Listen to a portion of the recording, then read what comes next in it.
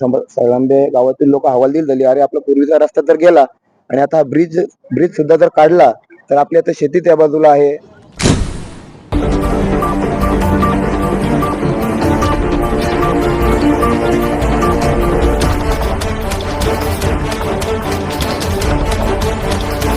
हा 5 वर्षापासून हा ब्रिज जो चालू आहे, सगळ्या लोकांना ह्या ब्रिजची एक आपुलकी झाली आहे. हा ब्रिज एक असा आहे. नमस्कार, मी Ganesh Tupe, GT info channel मध्ये आपले सहर्ष मंडळी स्वागत करतो. खरं तर मंडळी, समृद्धी महामार्ग हा विकासाचा महामार्ग मानला जातो. या महामार्गाचं बांधकाम आमने ते इगतपुरी तब्बल 6 जून 2025 रोजी हा महामार्ग सुरू झाला आणि मुंबई नागपूर महामार्गाची खरं तर विकासाच्या गतीने हा महामार्ग सुरू झाला. परंतु मंडळी, नाण्याची दुसरी बाजू पाहता चंद्रभागेच्या पावन असलेली आमची भातसा नदी, या भातसा नदीच्या नदीवरच हा ब्रिज खरं तर बांधला गेला. 8 ते 9 गावांचा संपर्क या ब्रिज मुळे खरं तर जोडला जात होता. परंतु जसं समृद्धी महामार्गाचं काम सुरू झालं आणि सुरू न होऊ समृद्धी महामार्ग सुरू सुद्धा झाला, परंतु हा ब्रिज काढण्याचा निर्णय नवयुगा या कंपनीने घेतला. तब्बल आपण मंडळी व्हिडिओच्या माध्यमातून इथे पाहू शकता की तब्बल नवयुगा कंपनीने हा ब्रिज तोडण्याचा निर्णय आज सकाळी घेण्यात आला. येथे अनेक लोकांचा जमाव आपल्याला पाहायला मिळतो. तर मंडळी, या स्थानिक ग्रामस्थांच्या काय मागण्या आहेत हे आपण या व्हिडिओच्या माध्यमातून पाहणार आहोत. जीटी इन्फो चॅनल मध्ये आपले सहर्ष स्वागत आहे. खरं तर समृद्धी महामार्ग हा विकासाचा महामार्ग मानला जातो. या समृद्धी महामार्गाचं आमने ते इगतपुरी उद्घाटन 6 जून 2025 रोजी सुरू झालं आणि खरं तर मुंबई ते नागपूर याच महामार्गाने विकासाला गती मिळाली. परंतु नवयुगा कंपनीने हा जोडलेला सरळंबे ते कासगाव पूल भातसा नदीवरील हा ब्रिज काढण्याचा आज निर्णय घेतला. या संदर्भात आपण काय सांगू शकाल? काय झालं, समृद्धी महामार्ग आला आणि या ठिकाणी आता आपण जिथे उभे आहोत तर या ठिकाणी सळंबे गावचा एक पूर्वापार रस्ता होता. सळंबे गावच्या जवळजवळ 25% जमिनी या नदीच्या पलीकडे आहेत आणि याच रस्त्याने सगळा शेतकरी वर्ग पूर्वी त्यांचे काही बैल असेल, नांगर असेल, शेतीची जे सगळी साधनं असेल ते याच रस्त्याने घेऊन जायचा. जेव्हा समृद्धी महामार्ग आला तेव्हा नवयुगाने हा कॉन्ट्रॅक्ट घेऊन आणि या ठिकाणी हा ब्रिज बांधला आणि जिथून पूर्वी उताराचा रस्ता होता त्या ठिकाणी हा समृद्धी मार्गाचा साधारण हा ब्रिज केव्हा बांधला गेला असेल? तर त्याला 2-3 वर्ष झाली, पण लोकांचा पूर्वीचा रस्ता समृद्धी महामार्गामुळे मोडला गेला. लोकांना जाण्या येण्यासाठी आता या पुलाचा वापर व्हायला लागला आणि आता जेव्हा समृद्धी महामार्गाचं उद्घाटन झालं, लोकांना वाटलं होते की हा ब्रिज आता आपल्यासाठी सदा सर्वदा राहील.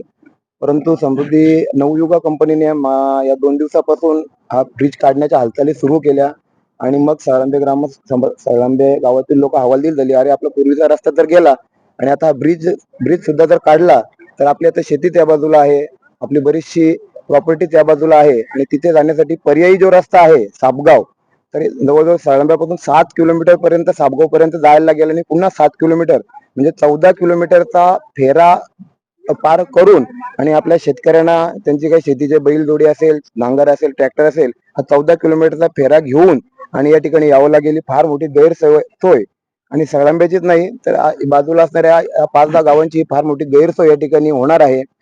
शासनाला ग्रामस्थांनी सहकार्य केलं. शासनाला ग्रामस्थांनी स्वतःच्या जागा देऊन या ब्रिज मध्ये वैयक्तिक जागा गेलेली, शासनाने अक्वायर केलेली जागा नाही. या पुलासाठी दिलेली जी जागा आहे या गावचे माजी पोलीस पाटील कातोड पांडुरंग अधिकारी यांची वैयक्तिक जागा शासनाला सहकार्य ग्रामस्थांनी केलेले, त्यांनी दिलेली जागा आहे आणि आज ते ही जागा विनामूल्य गावासाठी द्यायला तयार आहेत की हा जर ब्रिज ठेवत असेल तर मला जागेचा कोणताही मोबदला नको.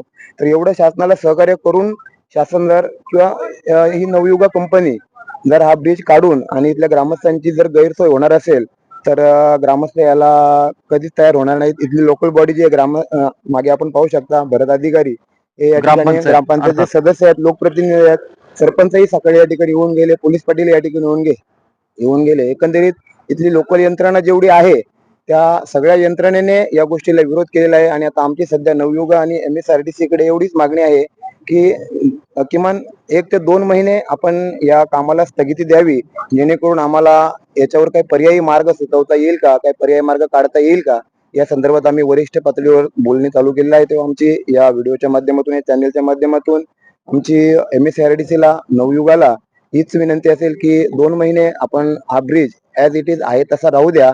2 महिन्यात आपण यावर काही पर्यायी तोडगा काढता येईल का या संदर्भात आपण विचार करणार आहोत. धन्यवाद. आपल्यासोबत सरलांबे गावातील आणखी काही रहिवासी आहेत. तर आपण या संदर्भात काय सांगू शकाल? जास्तीत जास्त सांगायचं झालं तर आता हा 5 वर्षापासून हा ब्रिज जो चालू आहे, सगळ्या लोकांना ह्या ब्रिजची एक आपुलकी झाली आहे.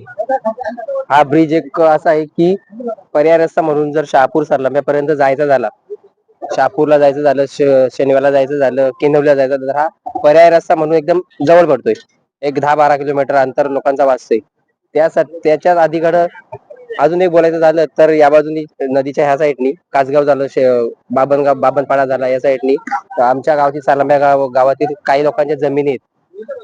त्या जमिनीकडे ट्रॅक्टर न्यायसाठी, बैलगाडी न्यायसाठी जो पण रस्ता पर्याय म्हणून चांगला होता.